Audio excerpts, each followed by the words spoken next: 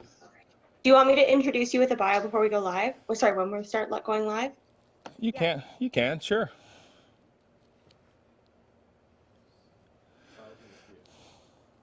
Mention that I started off in dance. I got 5 years of tap. No, 2 years of jazz.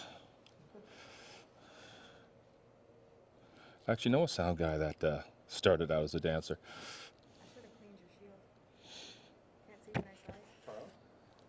I can't see anything.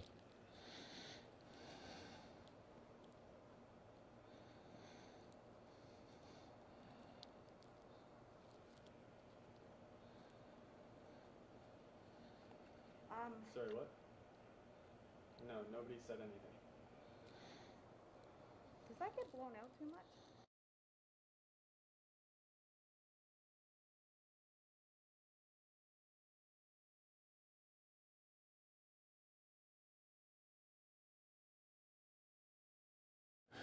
All right. Well, it's different. I can see barely. I would leave that back on. Yeah, because I can see more of the stage. Okay. Good morning, everyone, and welcome to our training, Putting It into Practice, Stage Plots, Tech Writers, and Cabling with MTAV. For those of you who missed our last training with MTAV, MTAV, or Multi-Tech Audiovisual, is family owned by Vons and Karen Zinn, AV made simple. Multi-Tech Audiovisual was born with one primary goal in mind, to make a difference. They're often overheard quoting this old proverb, if you do what you love, you'll never work a day in your life, and they try to live by this themselves. With Vaughn's passion being sound and Karen's desire to be more involved in their community, they decided to expand their AV services to their hometown and local communities and operate as a full-service AV company. They are committed to providing professional state-of-the-art audio, visual, and lighting equipment rentals and superior on-site service to ensure your live audience will be remembering your event for all the right reasons. And we at OMCI are certainly fortunate to have MTAV as a proud and active sponsor. And I'll throw it over to Vons and Karen over at MTAV. Hello, everybody. I'm Vons. Karen? This is my trusty sidekick, Karen. We're going to go through something that's super, super important for you guys to know. Riders, specifically input lists and stage plots. There's other parts of a rider. Rider is covers a lot of stuff to hospitality and who's picking up at the airport and what kind of water you like. And the latest one I saw actually online just last night, as part of a rider, somebody wanted like these little magic kits. I don't know why would they want that, but they wanted it. Exactly. No, maybe, I don't know. Maybe they need to fix up, do card tricks or whatever. But anyway, what you're looking at back here is, actually, before we start, I want this to be interactive. I don't want to do a webinar because that's super lame. So the more questions I get, the better. So this is Kelsey Main's stage plot. And if you don't have one of these, you need to, I'll move this out of the way so you can pick it up. If you don't have one of these, you need to make one. There is, we can make it available for you guys. There is a website where you can do this, and it allows you to just drop these little mic stands and guitar amps and bass amps and drum sets and stuff like that. Just drop it all in there. Why is it important? Because as technicians, this really helps us. So if we get this ahead of time, then this is the blueprint for your band. We can then get a lot of the stuff ready for you. Like, I mean, just knowing that there's a guitar amp over here and there's a bass amp over here is a time-saving thing. If you're the only band that night, for instance, if as a band you were hired to do an event, we are the sound and lighting company that's doing the event, you send us this, we can do a preemptive strike where we can set all this stuff, set all the microphones and stuff like that for you way ahead of time, so when you do arrive, the setup and sound check goes quicker, and you can have more time to maybe even do a longer sound check if you want to go through some songs or stuff like that, instead of still plugging stuff in as the audience is walking into the room. Really, really bad idea. So this is super helpful. So oh yeah, the next part is the input list. I'm going to split this around here.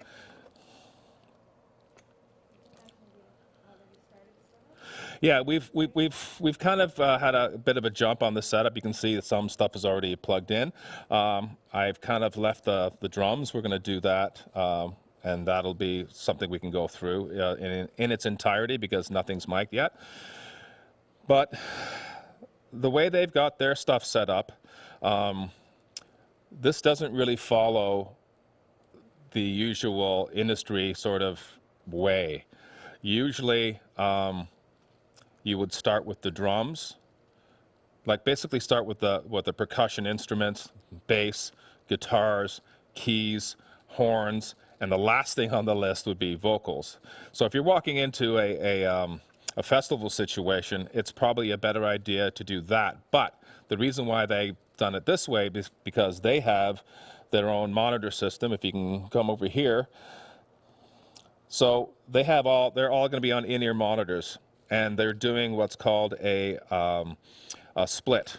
So what that means is it's basically a Y split. So you plug a microphone into this splitter, which is right there, and that splitter then sends that signal not only to their rig here, so they can then do their own monitor mix, but it also sends a secondary send to the front of house. So it's separate, and it's a really, really good way to do it, and that's usually the way you're going to find in a professional sort of festival situation. You're going to have a separate monitor guy and a separate FOH guy, front of house. Remember you talked about that last time. So that way, anything I do on the front of house end doesn't affect what's happening on the stage end, and that's really important. And it's great to have it that way because then you have somebody that is monitoring your monitor mixes. So that's really, really important. You have a representative on stage for you guys instead of somebody that can be up to 100 feet away from you, and then you're trying to do hand signals like, turn my mic up or turn this down or whatever.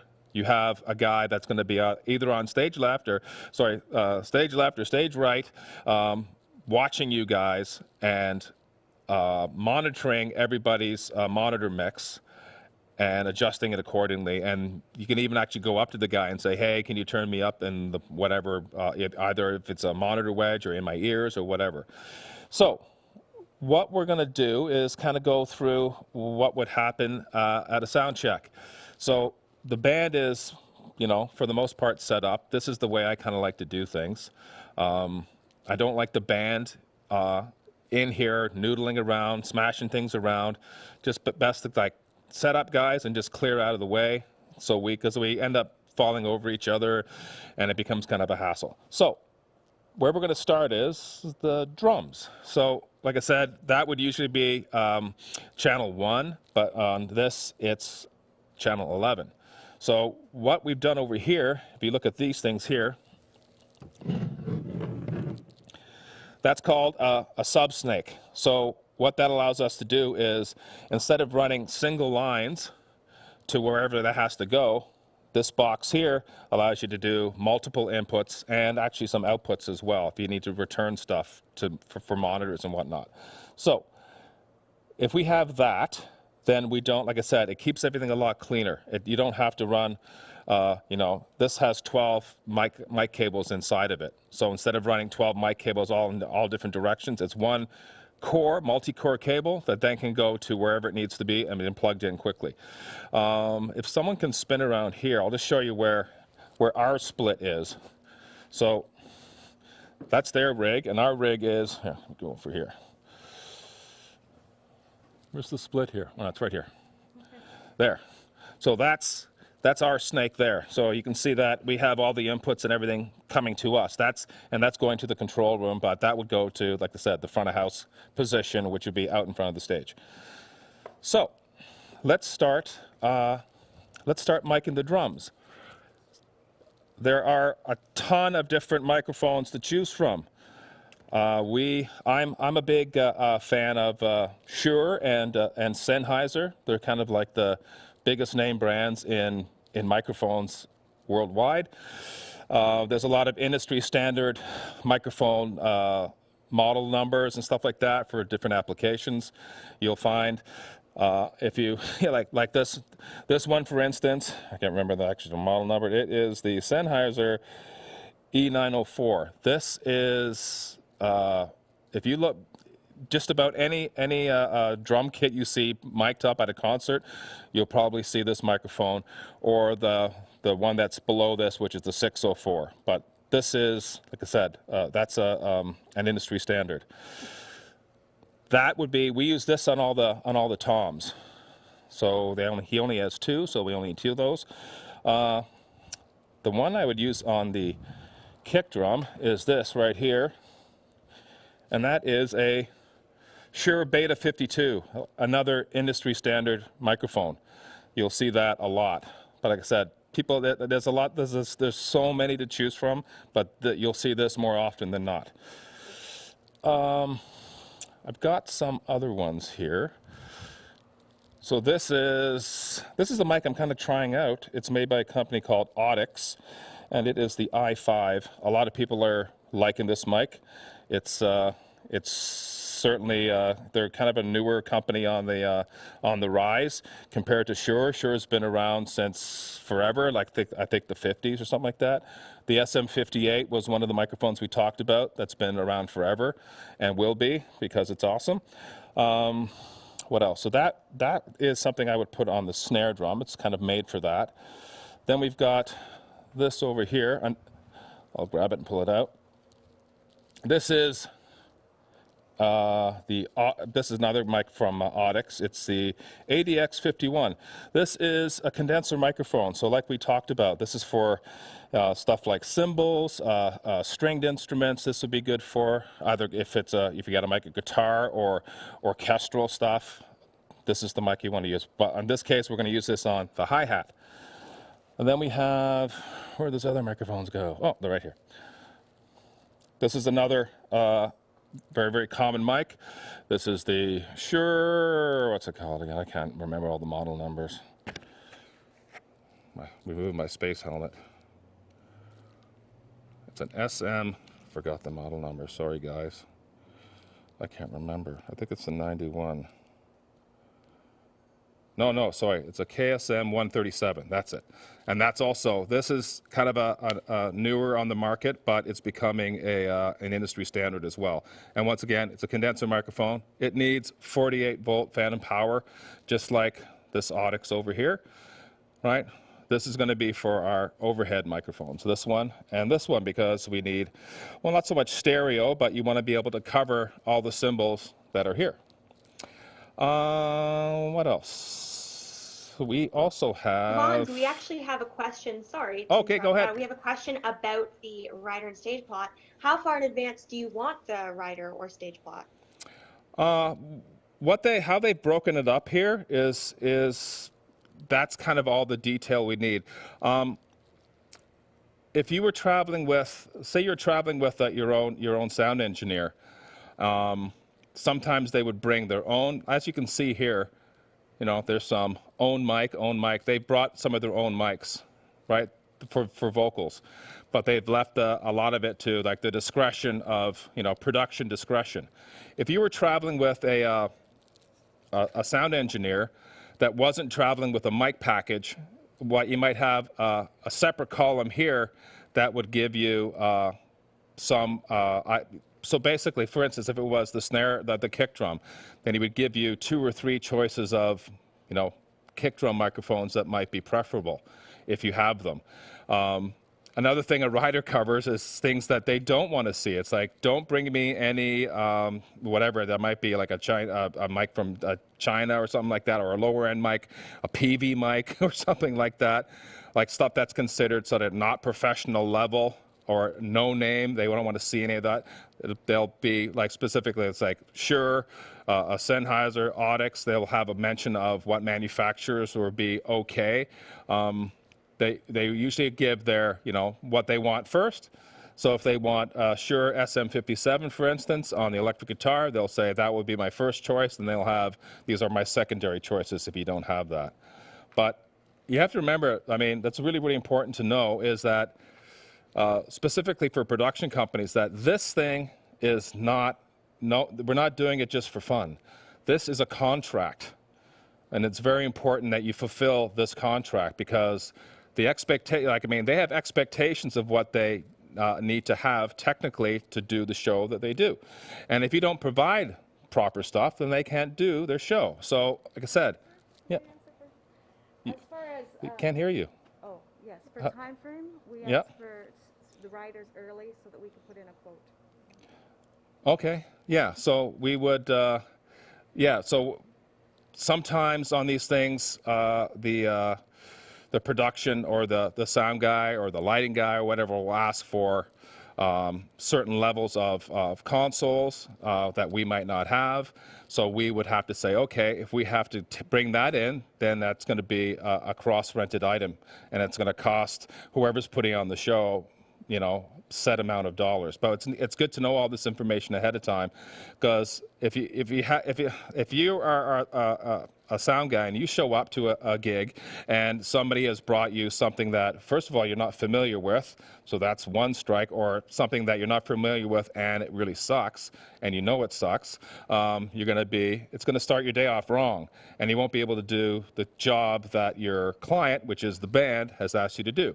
So it's really, really important that we follow these things, you know, to the letter.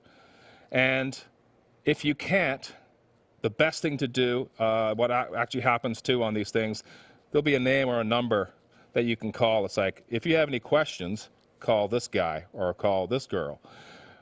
That's important because a lot of times, you know, maybe you'll have something that will be suitable, still at the level that they're asking for, but it might not be listed there. But you just can't sort of willy-nilly just add whatever you want or change this in any way without asking permission. It's really, really important that you stick to this. Yeah, so that's about it. That's all I would... Always have a current one. Oh, yeah, and you want to keep it current. Like even if it's like to the day.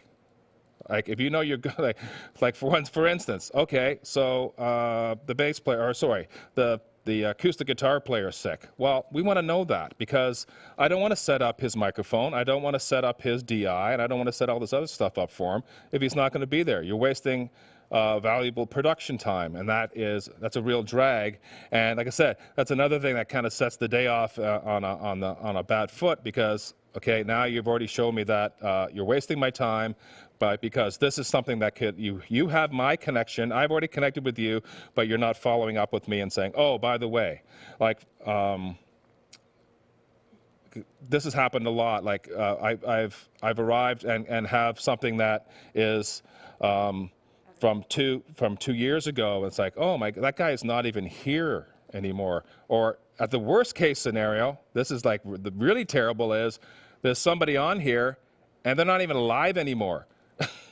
Okay, so and then you have to have that incredibly awkward conversations like, oh, it says so and so is on whatever playing whatever guitar, and like, oh geez, that's a really old rider, he's not even alive anymore. I'm like, oh, that happened to me recently about 2 years ago where I phoned in to ask some questions about the input list, and that was, you know, so if someone's going to pass away, you probably should let them know.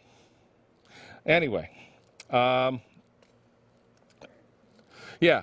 Someone also Keep wants it to know current. are the Go ahead. rider and stage plot two different things? Sorry again. So can you repeat that? Are the rider and stage plot two different things? The rider is all-encompassing.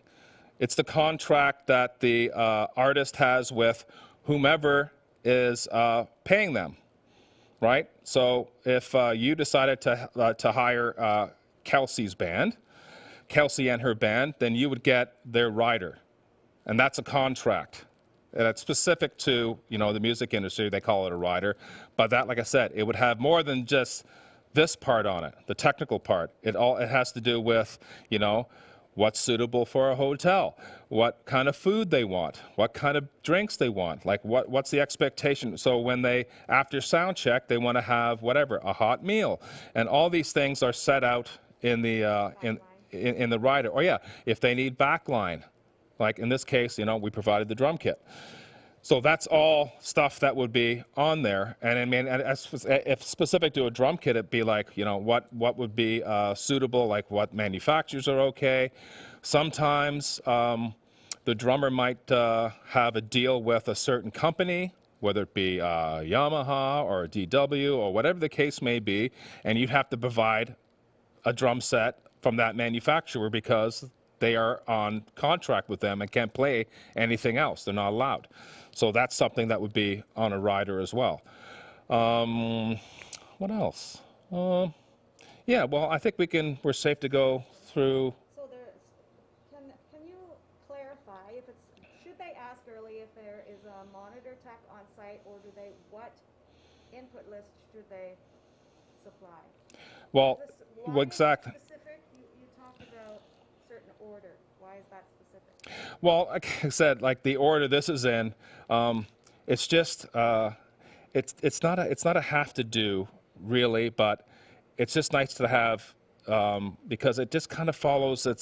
That's the way we do it. In mixing, like ever since I've been mixing music, it's drums first, then bass, then guitar and stuff like that in that order. Like I said, it doesn't have to be like that. Like I mean, if I wanted to, because digital consoles, I can bring it all in and I can flip it around to whatever order I like. It doesn't matter. But so what was the other? How do they find out what the standard for most Well, favorable audio guys would like? Yes. So if you want to, like I said, if you want to follow something that's favorable, definitely have drums. But in this case, these guys don't have enough channels to do drums in full. So that's why they have stuff like this. I'm actually sending a drum mix back to their system here from my console. So that's slightly different than the usual. But for the most part, I mean, even if you like the simplest, never mind all this stuff and never mind the microphones and anything like that, even if you just have that, that's a big deal. Like, I mean, just knowing like how many drums there are, what size kit you have. Like, I mean, here's stuff like here, this is like a little drum machine. It's nice to know that's there. Don't like to run around because if you have to repatch stuff and move stuff around, it becomes a bit of a pain. So you want to, like I said, make it as clear and concise. Have your choices over here of what DIs, what microphones you prefer. But like I said, that's not really necessary. But yeah, like I said, this is great information for us to have. We don't like to do things twice, and a lot of times when you're in a festival, you don't have time to do things twice. It's like that's why you want to do it right away. Do it one time, do it quick, and get a good half decent sound check in. Because when you waste time and you're not providing you're providing the incorrect information, then that slows the production down. That slows the getting you guys up and running and actually doing a sound check. Sometimes if you've not provided the right information, you have time for a line check, which is basically, is the mic working or is the input working? And then you go. And then you kind of figure it out as the show's happening. So you don't actually get a sound check. And that's a terrible way to start. So not being able to hear yourself or whatever. So don't put yourself in that position. Do what Kelsey's done here. Lay it all out. Get your stage plot. We can get that website. I forgot what it was. Where you can make, yeah, we'll put it in the comments. So you guys can take it from there. I forgot. It's actually a backline company that made this little interface, and then you can, like I said, you can drag and drop things in there. And here's another thing. We did an event with Julie Black, which is an R&B artist. Now she's a pro. She has anywhere from like a 10-piece band down to like a 3 or 4-piece band, and she has provided stage plots and riders for every single variation of her band. And that's super, super important and very useful. So we did this gig. We didn't know which version. And I got a hold of the sound guy, and he said, oh, yeah, we're going to be going with whatever, this 4-piece or this 5-piece. So you can refer to this stage plot and this input list as what our needs are. And that's exactly what it was. So we were completely set up, ready for them to go. I mean, a lot of times these artists they're flying in and doing the gig and they're out. So the more information you can get from them and be ready for them, it just makes the process better, faster. Can you speak towards cable management on stage when you have a stage plot and when you don't? It'd be a big mess. Yeah, that's another thing. So if you, like for instance, I've seen these things on napkins and other things like that, or like when you don't tell us which side everybody's on, all you have is an input list that doesn't tell us that the bass player is over here, or your guitar player is over here. So you can't get ready, and then at the last minute you're running, or they change sides for whatever reason. Then now you've got to move a bunch of stuff over here and then move a bunch of stuff back over there. And that's a time waster as well. And then you start getting this cross patching of cables and it becomes a big gigantic mess. And then it becomes dangerous because people can trip over it and stuff like that. And it also becomes harder to troubleshoot because you can't kind of lay it out all the way you like it. So I think we're going to start, we're going to maybe mic up the drum kit. So that's another great thing about the sub snake. So now I don't have to run a single cable. I can just use a shorter cable and be right here. So with that. Can I remove your coffee so you don't spill? No, you may not. So we're going to start with the kick drum. So as you can see here, I've pre-labeled the sub snake. That way it makes it easier for people to, if you have an assistant that's going to be helping you, you don't have to be able, they have the information they need to help you out. So as you can see, kick, overhead, left and right, snare, hi-hat, tom 1, 2, 3. As you can see, there's already a discrepancy, right? Right here. The rider tells us there's 3 toms, and there's not 3 toms. There's 2. So that's something that needs to be dealt with. And you need to, that needs to be changed so you don't have to waste channels. Because a lot of times you're laying this stuff out and you've got all the microphones out, and now you're not using any. You're not using some. I've been on things where they don't have, or it's more. That's even worse. If it's less, that's okay, because all you have to do is take away. If it's more, now it's like, okay, now I've got to bring extra mics in, and now instead of having your channels all laid out in a proper way, where you've got kick, snare, hi-hats, all your toms and stuff like that, your overheads, and now you only have space on the end of the console farther away for the extra 2 high toms or the bongos or whatever has been added at the last minute. You got to put it farther away from where the drums are, and that's kind of a pain. So because you like to kind of keep everything that's so like I said, we do drums, bass, guitars are all together, vocals are all together. It just makes sense, and it's easier to find things instead of being all over the map. So with that, we're going to mic the kick drum. This is another thing that's super important, and a lot of guys, there'll be people that'll fight me on that. But having a port like that in your kick drum is really, really important. There's a different sound one gets when you can get in there. You get this kind of low end that comes out of this port, but also you've got a direct connection, or you can get close to the beater side where you actually get that attack, right? That snappy part. And you don't get that. If this is like this, like one solid drum head with no port, then you kind of have to mic it here, and that's not ideal. And it also doesn't help with isolation, because when you've got multiple mics open, you want to be able to isolate stuff as much as possible, specifically live, because I mean, if you've got a microphone that's sitting out here, you know, then you got your bass amp that's right there. Well, that microphone's going to pick that up because it's outside here now. It's not in the drum. So anything you can do, that's why we close mic everything live, because we want to isolate stuff as much as possible. So with that, we're going to mic the kick drum. Because we're going to use this this Beta 52. Try to figure out where best way to get in here.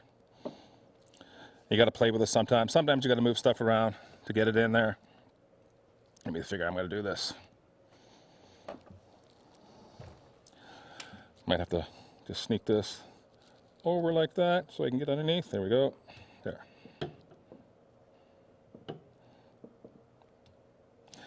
All right.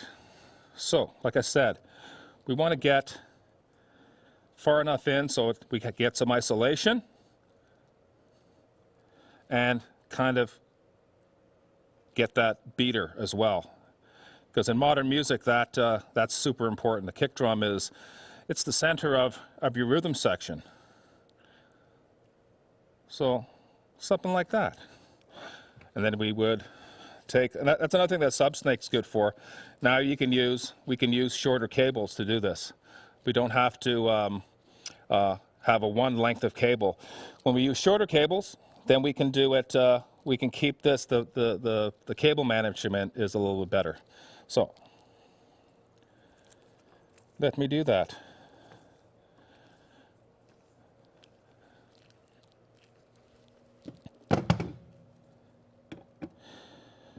So that's our first. So another thing is, you know, you don't want to just do this and leave it hanging like that. I like to dress it all, so it all looks nice. So in a case like this, I would come up this way, do this, and then maybe wrap it around here a few times, kind of thing, so it all sits.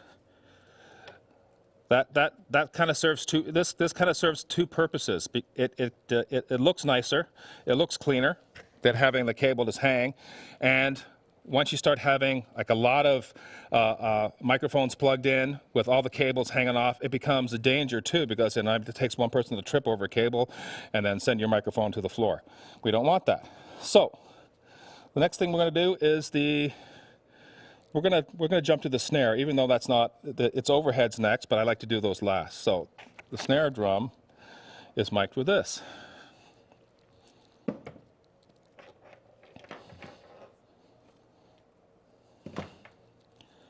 While we're talking here, there's a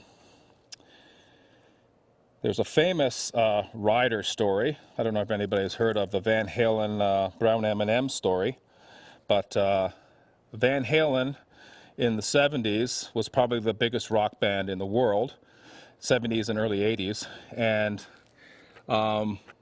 they put in this one part of the rider that they wanted a bowl of M&Ms with all the brown ones removed. So that seems really stupid, but the reason why they did it is they put that near the end of their rider. So if they came in and they saw that, first of all, or maybe the M&Ms weren't there at all, or the M&Ms were there, but there were still brown ones in there, or a lot of brown ones, and then that means that somebody wasn't listening to the rider. And then they knew that they should check everything.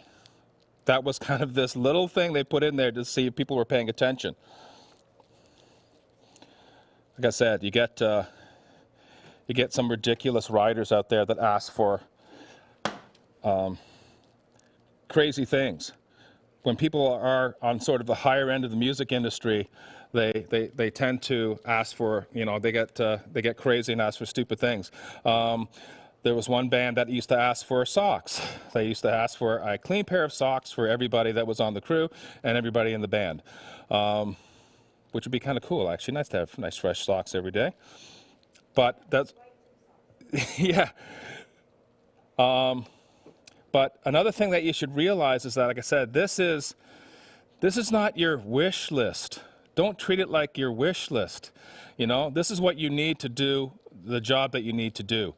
Don't if someone asks for your rider, don't say, oh, we're going to ask for this and bottles of that, and, you know, and we're going to get this champagne and that bottle of rye or whatever. Like, don't treat it like that, you know, because people will stop not taking you seriously. Put on what you need to do a good job. Unless, of course, you need a bottle of champagne to do a good job. Then I guess you got to put it on there. So this might not make it. So, Karen, can you grab me some 25 footers? These short ones are going to be too short for this particular part. Yeah, I have to redo that. I'll use it in something else. Thank you. These aren't the good ones. Yes, always. So we have rental stock, and we also have production stock for my cables, because on the rental stuff that tends to walk away a lot, so we don't put the good stuff out. Thank you. All right. So the snare.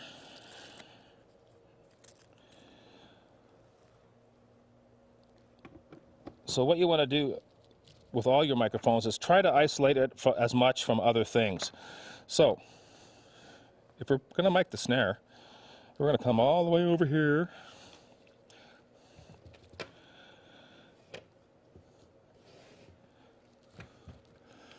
Plug that in. And another thing, you want to make sure that you're placing these microphones so the musician is not going to hit it, or it doesn't impede their performance in any way. Just because you kind of like it there, you have to work with them. So, I mean, if you have like a drummer that's got like double kick and stuff like that, it can be difficult to get in to the snare drum, and you might have to go to a clip-on mic like I have here. I like the sound of this better on the snare than these, so that's why we're using this one. So, I think so. Yeah, because I have the input list there anyway. So as you can see here, right? You want to make sure that you always check to make sure that nothing's going to hit the microphone. Like when you do overheads, or if you do tom mics, you want to make sure that the flow of this cymbal is not going to smash into your microphone. So what I like to do is, for this, I kind of prefer to do like a top and bottom for the snare, but we're not doing that today. So I kind of have it on the edge there, because that allows you to get a little bit of the bottom part in there as well. Kind of get it on the side. Maybe a little closer. And you notice it's not here, because if it was here, then there's a chance that this could hit it. So we're trying to keep it out of the way as much as possible. So that looks like it's going to be a good position. And once again, so here's another trick. Instead of doing this, a lot of people do this. Wrap it around like that. And then when you take it off, you've got to unplug it and do exactly the same thing. When I first started out, there was a sound guy that said, don't do that. That's a time waster. We're always trying to be efficient, us sound guys. So you have your mic cable like that. You just go around like this. And then you don't have to do this to unwind it later. All right? So that is the snare. So I just pushed a pedal there. What's next? I'm going to do the hi-hat. So that is this microphone here.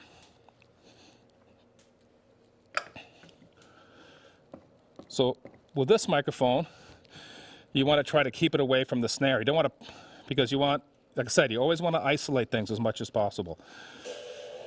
So we're going to kind of come in, something like that, face towards the microphone, the hi-hat, but not really capturing the snare. Try to keep it away from the snare as much as possible. Yeah, that might work. So, are there any other questions? Anything? Yes, we've got a couple of questions going right now. Do it. So Sorry, I got to scroll up. We were sent quite a few here. One of them was one question I had. I know I'm a returning artist, and I remember Karen had spoke to us about it last year, but I figured it's more relevant now because of COVID. So I was wondering if you could explain to our first years and to the members of the public how to clean a mic. How to clean a microphone.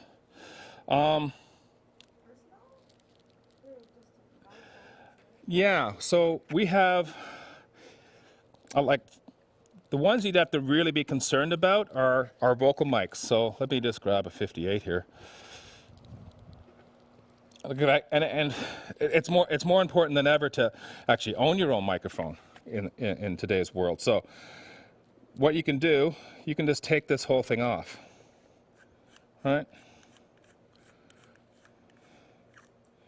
You can just take that off, and inside there, there's a foam pop filter windscreen, and we just take these and we put them in like Listerine or something like that. That's got alcohol that kills germs, and we dunk it in there, and then we just leave it to. And we also sometimes we take a brush too, because you sometimes get lipstick and stuff like that on microphones if people are using them. So we wipe that off too. But that will kill the germs, and it's safe. But you want to let that dry first. You don't want to put that back on, because then it's going to get into the element here and destroy your microphone. So that's what I would do. And that's what we do here. Everything that comes back, especially from a rental, you know, Karen is the one dealing with this and dunking them and cleaning them off. So. Because of COVID, I'm actually using a registered number that's hospital grade. Yeah, we use a hospital grade disinfectant as well, so that helps a lot, because it's not just microphones that you have to wipe down, it's everything that anybody's touched. So we have to wipe down speakers, we have to wipe down microphones and stands and all that stuff. I hope that answers your question. Do you have any more for me there, Maddie? Thank you. And when is the appropriate time in your music career to start having riders with your promoters? I would get into the habit of doing it now. I've done, like, you know, it's not big festivals, but like even small things. I'll give you an example. There's this one called that we do every year called Gussapalooza, and it happens in this guy's backyard. But there's a lot of bands.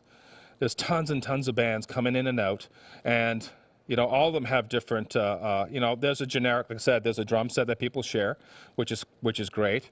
There's a couple of amplifiers on stage. But if we know ahead of time, we can deal with other things, because sometimes there is, on that particular show, we had a violin player. We had somebody playing something else, I forgot, it was a weird instrument. But we knew what it was, and we knew how to deal with it because it was on a rider. But we wouldn't think that would be a big deal. It's a backyard party, really, in essence, but it had a lot of bands. It was a lot of entertainment. So to know what was coming up early is important. So I would say start now. Even with your band, whatever band you have, it doesn't matter. I don't care if it's maybe just you even. If it's just you talking, you just need a microphone and a DI for your guitar, or whatever that is. Make sure it's on your rider. I think it's really important, you know, because you might have, like, maybe you bring a specific a preamp in for your guitar. It's nice to know that we have how to deal with that, or what it is. So or know that it needs fan and power or something like that. We can get all these things done ahead of time instead of going, oh, where does this go, or where does that go, and asking a million questions. Like, there's the rider, right? And if you're going to do that, send your rider in. Probably the best thing to do is to kind of send your rider to whoever is going to be doing sound. All right? Sorry? We've got 10 minutes to fill here. So, sorry, go ahead. You said you had another question. I'll keep plugging stuff in as we go. Yeah, so I don't want to take up too much time with the questions right now because we have so many, but I'll ask one or two more. Do you think it's a good idea for us to include stage plots on our EPK, or would you recommend us to provide our stage plots to each individual venue upon booking? An EPK is not, that's more of a marketing thing, I think, than a rider is. So I would have it as part of your rider. Not in EPK, but definitely have it handy that you can send it out to people, and always keep it updated. You can keep asking me because Awesome. this is boring. Plugging my cable, Okay. plugging cables in, it's not I exciting. mean, I disagree. I'm enjoying watching you go to work. I think it's very interesting, but I will keep going. I love Should work we? too, Maddie. I can watch it all day. I love it. Go ahead. Should we print a stage plot for every gig, even the super small and simple ones? Yes. Yeah, I think I answered that already. Yeah, it doesn't matter how simple it is. Oh yeah, PDF. You don't need to. I mean, we're in that electronic world now, so yeah, a PDF is more than adequate for sure. And I think you kind of covered this one already as well, because it kind of ties into the last two questions. But if you don't have a band, is there a point to having a stage plot? Like if you accompany yourself, are people still going to expect the stage plot? Like I said, it's always a good idea, right? Because no one's going to know you. Like especially if you're starting out. Like I said, it reveals to at least to the technical staff that you have your stuff together, that you're a pro, and that you're not going to waste our time. It doesn't matter that it's your vocal mic and a DI for your guitar. I don't care. I'd like to know what that is, or where you like to set up. Like, I mean, it seems like it's kind of a waste of time, but it's not. It's really important. Because when you have in a festival situation, you have, multiple bands coming in and out. It's like, you might have to, it'd be nice to clear stuff out for you. For instance, if they have, a band with like everybody's talking, everybody is, you have like a bunch of vocal mics, and you come in so they can clear whatever's not needed out of your way. So you have your vocal mic and your DI there, and, instead of having all this extraneous stuff on the outsides, they can clean it up for you. But like I said, when you're dealing with a festival situation, there's so much turnaround, so much turnover. People come in and out so fast. So if you can have that handy, like I said, that festival we do in Bradford there, Gusapalooza, the person that puts that event on, even though it's, like I said, it's in their backyard, they have every single every single stage plot and input list for every single band, no matter if it's, 6 people in the band or 1 person in the band. Doesn't matter. Like I said, whatever size, got to have a rider, got to have a stage plot, got to have an input list. I don't care. No excuse. Go ahead. You said you had another question. Yes, I believe you answered this one already as well. What website do you recommend using to create our stage plots? Like I said, we're gonna put that. There's something online, and it's free. It's a backline company in the U.S. called something Tweed, Black Tweed, or something like that. I can't remember. Yeah, we'll leave it in the comments. But like I said, super easy to use. I would recommend that, and it allows you to do an input list as well on the same page. So you can have your stage plot and your input list below it, and then the name of the band, the name of the event too, which is kind of good to have as well, because then you can say that they can see that it's updated. Right? If you have the name of their event on there with the date, they know that that's an updated and that's the most recent version of your rider, your input list and stage plot. So they know they're not wasting their time. So like I said, it's a good thing to have that kind of rapport instantly with the technical staff, I think, anyway. Keep going. Why is there no input for the ride symbol? Say again? I didn't hear that. Sorry, why is there no input for the ride symbol? For the ride symbol, well, we have an overhead that's going to capture both of these. You can do that. Some people do have but like I said, in this situation, we don't really need it. If you had a bigger kit with way more symbols, then you might want to throw one on the ride. Just because I know it's one of the main symbols and it carries the rhythm a lot, whereas the crash cymbals and stuff like that aren't as important. When I do the overheads in a situation like this, when all I have is an overhead mic, I'll kind of lean towards getting closer to the ride cymbal anyway to pick it up more than say that crash cymbal there. What's the most ridiculous thing you've been asked? And I will, just like a mental note, if this was about the rider requests. I haven't been in my career anything too crazy.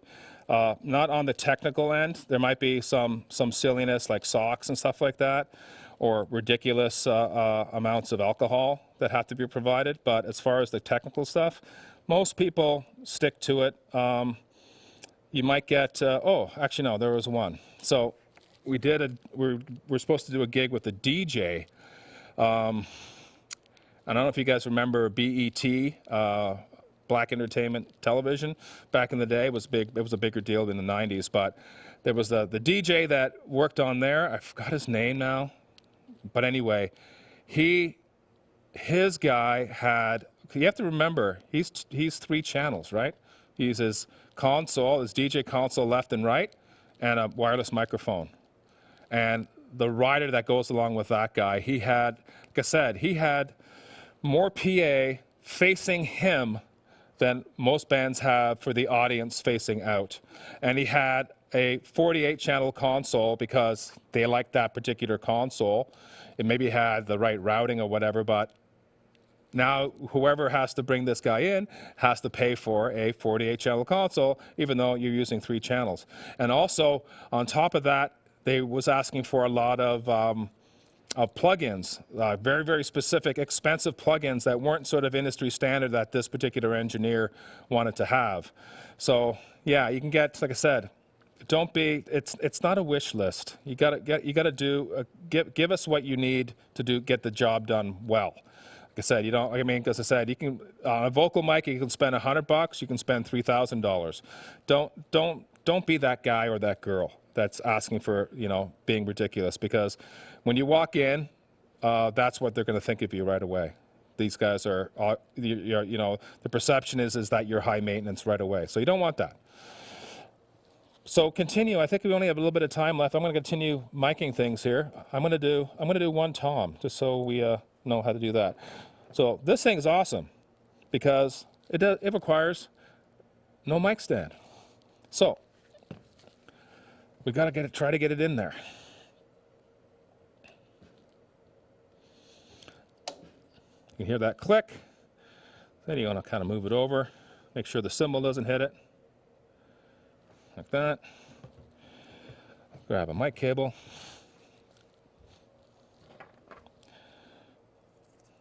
Aesthetics are important. Yeah, we might have to deal with that. This is why we don't leave it to musicians. Sorry. Actually, I'm amongst technicians here, so it's all good.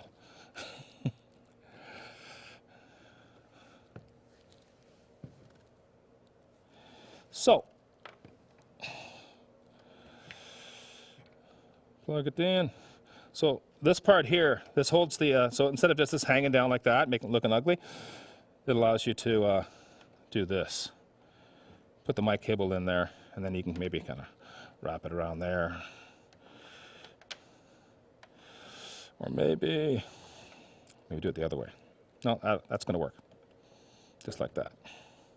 And we might tape that kind of to there later on just to make it look better as an example. So that's tom 1.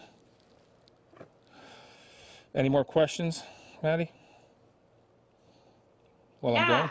It's basically as soon as I ask one, another one comes up. Yeah, just how keep... crucial do you think a bottom snare mic is? How important do I think it is? Is that what's the question? Yeah, how crucial? Okay, so when you mic the top, you get the lower end of it, right?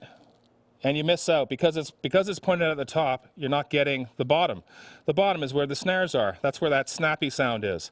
So I put a microphone underneath to capture both, and then you have to mix the two together. And another thing that happens when you do that is you have to reverse the polarity, because that mic is going to be in phase, and then that mic underneath it is going to be out of phase. So you have to flip the polarity on it, so they're both in polarity. But like I said, that makes a huge, huge difference. If you don't do that, then what ends up happening is you got to crank the top end of this microphone to get that snappy sound out of it. Whereas if you don't, if you have that mic underneath there, it's a lot easier to get a better sound.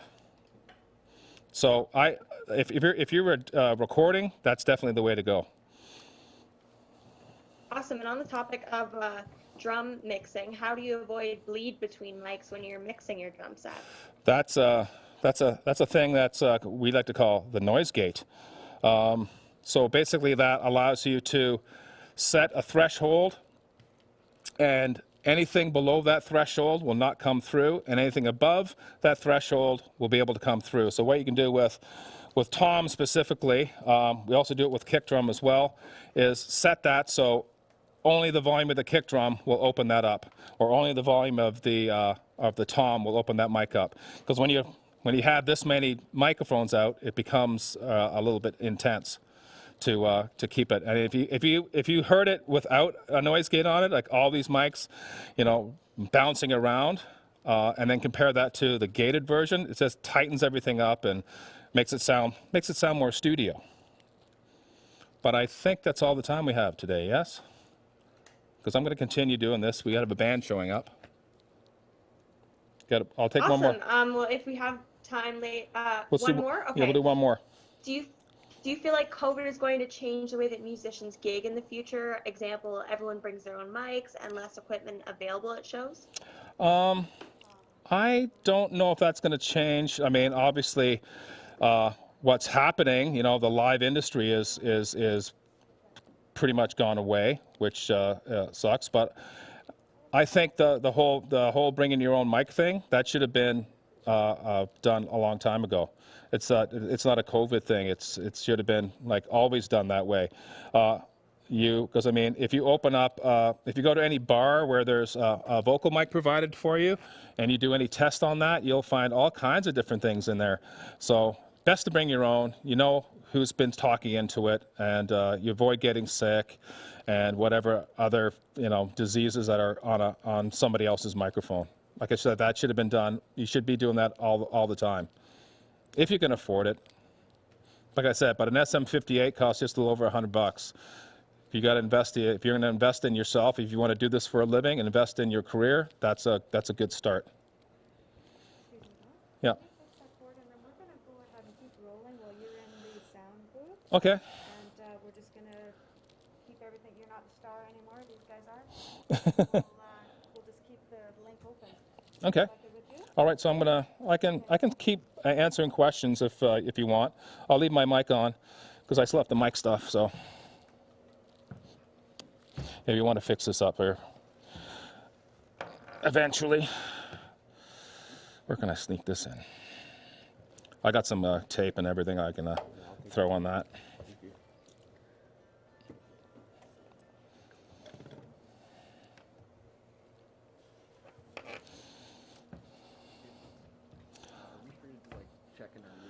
Yeah, go ahead and do whatever you got. Yeah. That, I won't use that tape. I'll get you some. Karen, can you add some E-tape? I can use a piece on my snare to dampen it. Sure. Thanks, buddy. I've got one of those O-rings things if you want to use that, but it's up to you. Sometimes that deadens it a little too much. Yeah, eh? I know, Yeah. it makes it a little... There you are. Yeah. Appreciate it. And here, thank you.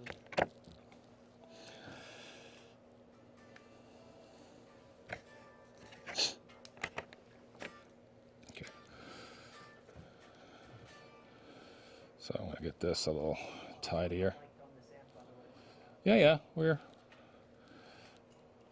aware. We didn't get that far.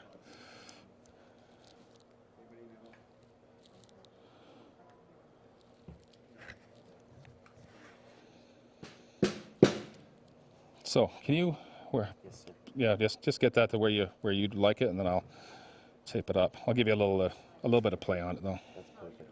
Okay, good. Yep.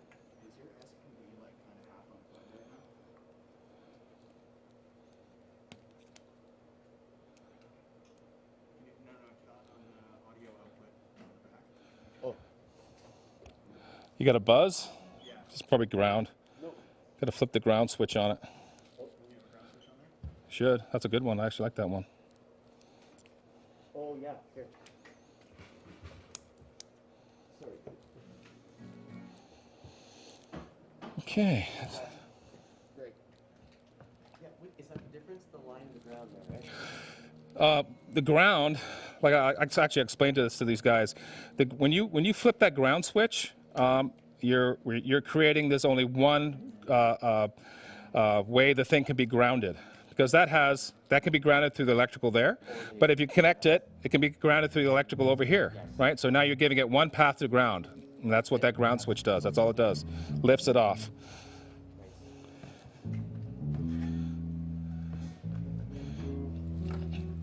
So I'll keep doing this thing.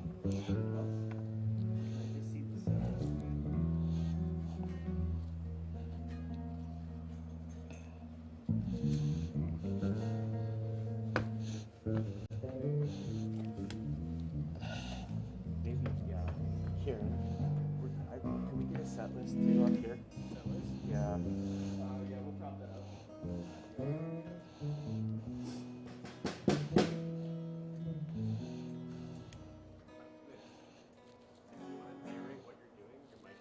Oh, okay, sure, yeah. So like we were talking about, you said, do you do a separate one for the ride? Yeah, in a perfect world. But, oh, you actually use this thing. Brought it out. Brought it out of the woodshed. So yeah, so I kind of, like I said, crash cymbals are something that you don't really have to mic because they're really loud. But like I said, the ride is something that needs to cut through because a lot of times it's keeping time for us, so we need to hear it. Now these overheads will catch a lot of. Yeah. Have you ever mic'd it underneath? Then I don't get this, You don't get it. right? Yeah. Or you don't get it as much, so I see you smashing it, but I don't hear it. More balance. Too big. That's what we put in last night.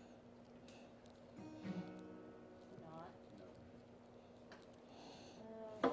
We have to go back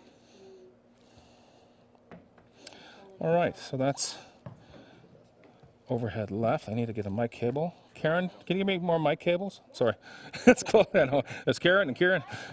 More 25s, yeah. Hi, OMCI. You guys should know this guy here. Lyric. I'm Kelsey. Hi, Kelsey. We're so excited to have you here today. Thanks for having me. Hi, Madeline.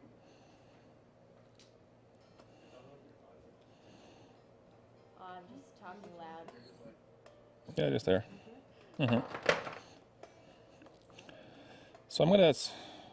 So you can talk to them.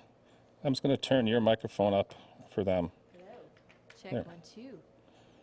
Can you hear Kelsey now? Madeline? Check. Yeah, crystal clear. Okay, good. So I'll just leave her mic up there. She can talk as well. Hope it's not too confusing. Hi, everybody. We are so excited to be here today. Thanks for inviting us. I'm going to introduce my band really quick. So here's Lyric Doobie, as you guys should all know. Can we have move Annette this? It's Haas becoming playing increasingly difficult for me to bass, navigate back Corey here and sitting there. Polster on the drums, and Karen Wilkie also on guitar. Thanks, brother.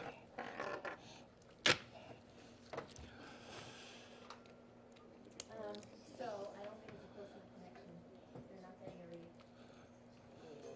on 95. Yeah. Because he's getting a buzz. He's getting a read on here. But not. Okay, I'll do overhead right. Your acoustic?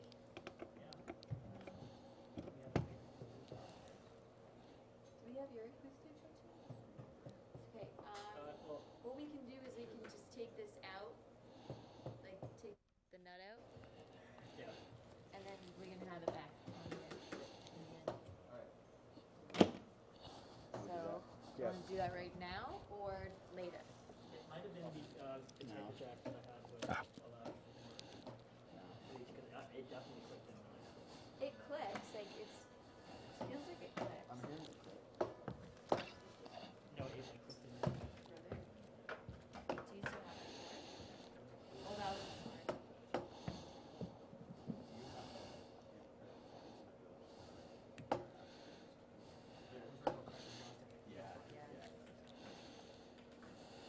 Sorry, so we're having a, just so you guys know, the connection here on this guitar, we did a little makeshift fix last night. We took it apart because the quarter-inch jack kind of fell into the guitar itself. So we bolted it back out to the front, but the bolt is now blocking the cord. So we're trying to solve that solution right now, just with a little creativity.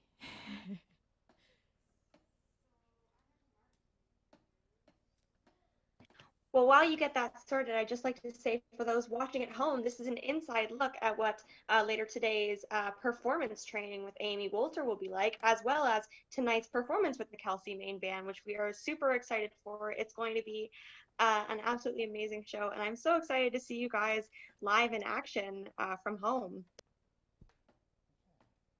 Thank you. We're excited to be here.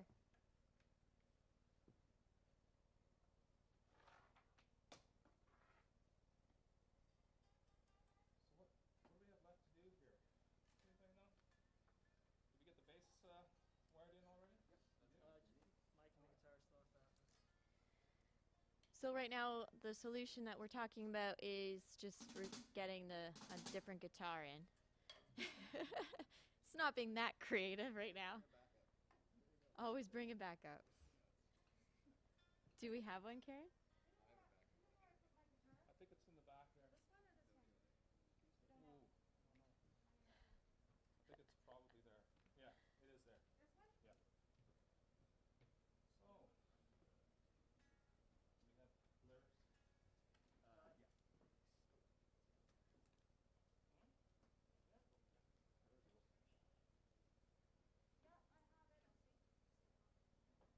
Sure. She got that guitar signed by, what's his name from the Great Big Sea? So it's got a big autograph. I'll be all night. Singer? Great Big Sea singer? Yes. Unfortunately, it's signed by Alan Doyle. Alan Doyle. Alan Doyle. Right on the front, because I love him.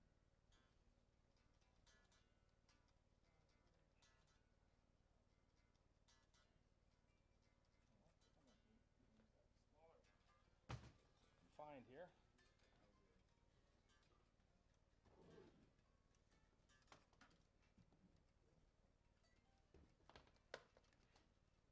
Give a preference there.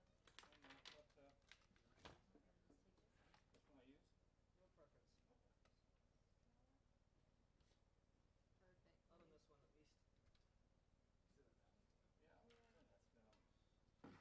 Ian Thornley.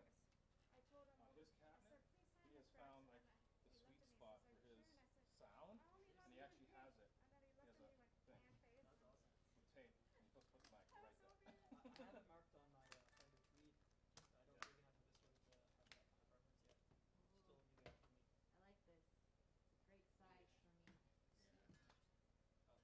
Tweed. I don't big enough for this one to have that kind of preference yet. Still new enough for me. I like this. It's a great size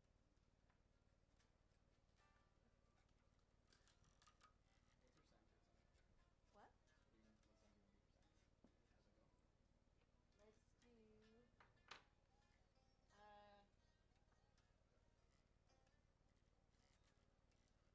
I told him Woman Waiting, but We're gonna have to do Woman Waiting and something else to get the acoustic. Bass we got already. Cool. Anybody with a phone have it on silent? Yeah, I have mine on silent. No, I said we're gonna have to do more than one rating because that's just acoustic for me. I have. Oh, yeah, yeah.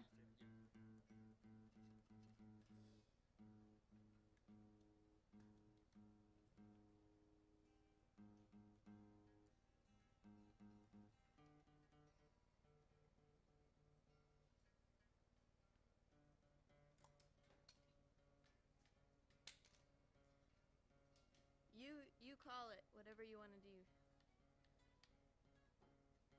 Lyric. I think between us and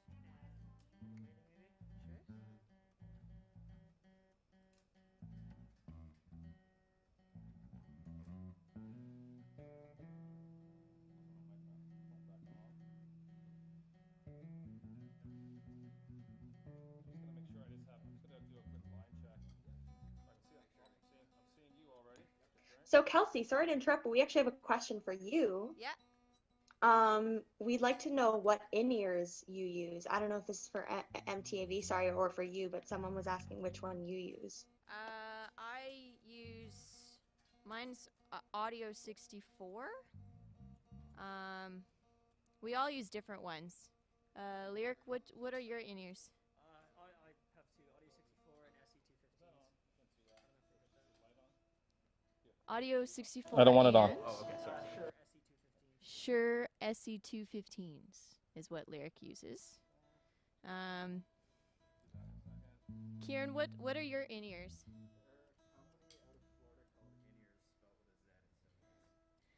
Company out of Florida called In-Ears with a Z instead of an S.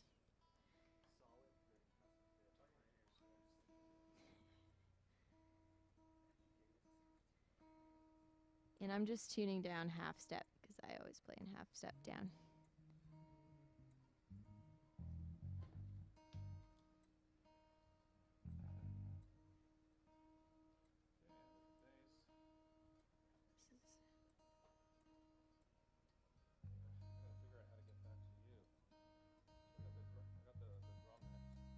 Kelsey, do you want?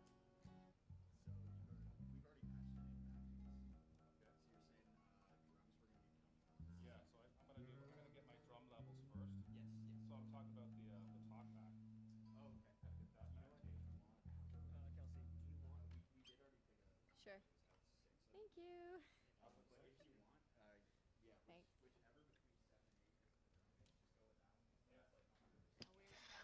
So Kelsey, we have a couple more questions for you. Have you ever worked with, I know later today we're going to be having Amy Wolzer in to do a performance training. Have you ever worked with Amy or Tom before? Can you say that one more time? Sorry. Sorry, have you ever worked with Amy or Tom before? I know that we're having them in later today. I have not. Not yet. No, I'm excited. I've seen their work with you guys, and I've seen Tom also at workshops at the CCMAs.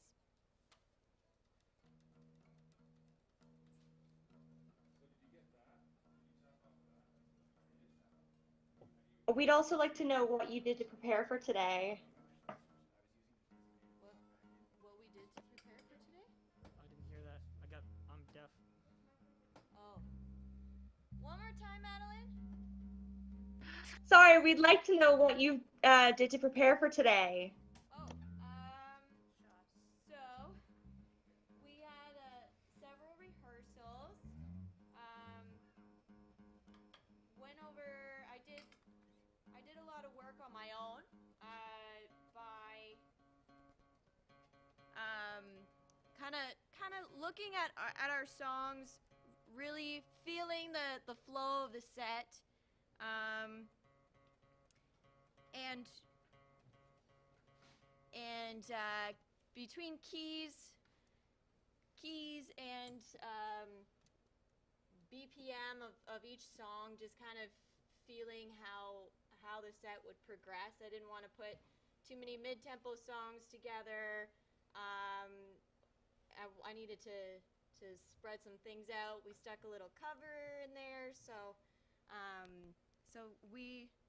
I did a lot of time just on my own, just looking at that and rearranging songs and like listening to each song, back to back and kind of figuring that out and what I thought would be a good flow for the set. And then for prepping for Amy tonight, so that is, sorry, can you guys hear me in this mic? Yeah. Okay. Okay, perfect, because I hear myself in my in-ear, but, okay, perfect, thank you. Awesome. So, and then what we did for prepping for Amy is we kind of like collectively thought of like 2 songs that we wanted to work on that we could also use to now perform for the CMA Ontario Award Show, which was just announced today that we'll be performing at. So, you want me to? Okay. Congratulations on that. Thank you. Thank you so much. We're so excited. I can imagine, that's incredible. We'd also like to know how often you rehearse with or without the band. With the band, we had 3 rehearsals altogether, and then on our own, I don't know, just kind of when we can in between. So, an hour or so a day, I think. I don't know. It's different for each of us, but yeah. How has COVID impacted your business? I mean, obviously the live shows is a major thing, but besides the shows, the live shows, it's allowed me some time to actually prepare for things on my own. So, kind of restructure as far as like our kind of the more business side of things, marketing, and creating more and more content to just put out, like videos, behind the scenes stuff, music videos, acoustic videos. We're just trying to stay as relevant and current as possible. So just getting out there is digitally is what I've been focusing on, like reframing to a more digital space. Could you tell us about building a career as an independent artist and what that's like? It's a lot of teaching yourself new things and new tools, and also collaborating with as many people as you can. So it's learning from other people, and would you be able to help? I was just about to say, why don't I do that while you answer questions? Yeah, that's awesome. Thank you. I can't. I'm not the best multitasker right now. So I'm all yours now. How did you build your band? Oh, so this is this took me like years to find the right combination, and the people that are committed. So and that believe in our vision. So I'm super grateful to have everybody. So I have Corey Opolser and Annette. I pretty much met at the same time. Corey actually was referred to me from another artist.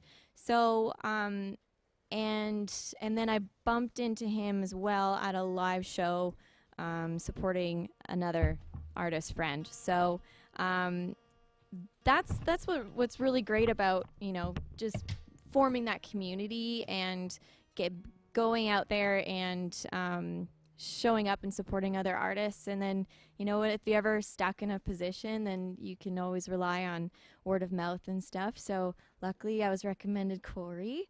And then I was recommended Annette from another bassist. So that just happened to work out. I met Kieran, actually. Kieran is a graduate of a of Upper Canada College, where my boyfriend is a teacher. So I met him through that, and then he went on to the Berklee College of Music and studied there. But I'm so grateful to have him back. And then Lyric, I met because I was his judge for his audition for the program. So, so yeah, that was awesome. Thank you so much. That was half step down, right? Beautiful. Thank you, Lyric. Yeah, self-plug here, but OMCI is great for that kind of building a community and connection. I know I met a lot of artists this way as well, so I'm glad that you mentioned that. It's not just me. No. It's all. Let me take a look here and see if we have any other questions for you.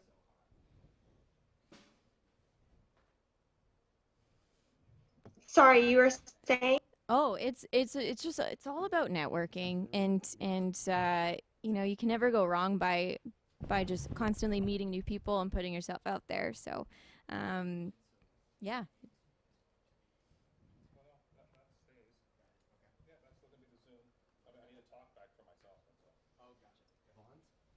I get one of those? Yeah, I gotta find another one. Oh, thank you.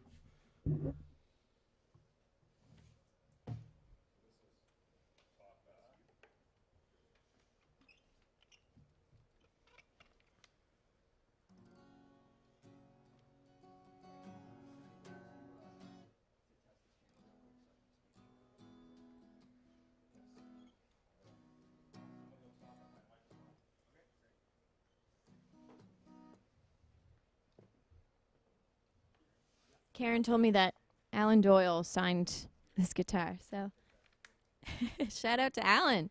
Okay, do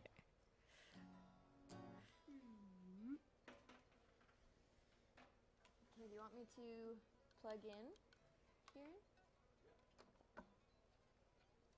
See if that works. Oh, you got the close up there. That's beautiful. Nice.